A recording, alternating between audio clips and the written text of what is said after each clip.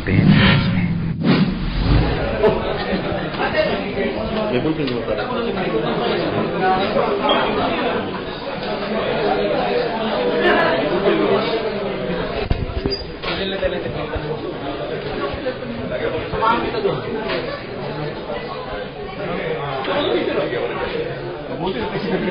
Tulong tayo, no? Tulong, no? Ilan tayo pa ako? Sir, Di ba magpapagawa ko na, papakuha ko 3 para tabi-tabi. Ha? Okay. Basta yun, may energize na yun, mayroong ilaw, may electric fan, may repela. airbed pati, no? Gusto mong refrigerator sa loob? Okay. Dan din lang. Wala ba lang? Hindi pare, para tamani yung ano, yung mga kababayan na sa Tacloban. Tama yung kalabas siya.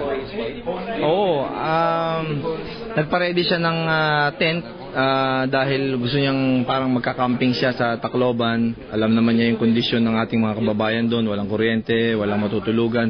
So gusto niyang damayan yung ating mga kababayan doon para makiisa siya sa dalamhati nila. Pero ang pinaka-importante sa kanya is yung magiging laban po niya ngayong Sunday, na yun ang magbibigay ng kaligayahan. Sa bawat suntok po ni Manny Pacquiao, yung temporary na kaligayahan na maibigay man lang ng ating kababayan si Congressman Manny Pacquiao, maipaabot niya sa ating mga kababayan na tinamaan ng pinsala sa Tacloban.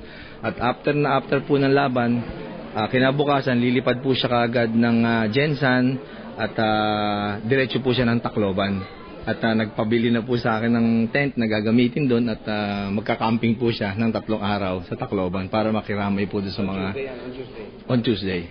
So ano mga dala niyang goods doon? Yung mga detalye po ng goods, sa ngayon po lahat po ng sponsor niya nag-commit na po sa kanya, yung mga korporasyon, sila Manny Pangilinan, isa po yun sa mga tutulong sa kanya na magpadala rin po ng mga tulong nakasabay po ni Congressman Manny na aalalay po doon sa mga kababayan natin sa Tacloban. Pero ano po ngayon, nagpadala na kayo? Nagpadala na po kami. After po nung insidente, nagpadala na po ng tulong si Congressman Pacquiao, pero yung gusto po niya yung presence Alam niyo po yung moral ng mga tao sa Tacloban, pag nakita po si Congressman Manny, mas iba po yung maibibigay na kaligayahan na pag nakita siya, pas nagbibigay po siya ng tulong at dadamayan po ni Congressman Manny yun. Pero 2 days may press fight, yung pa rin ang nasa isip niya, no? Bakit po kayo? Simula nung nangyari yon, talagang nalungkot po siya. Spin.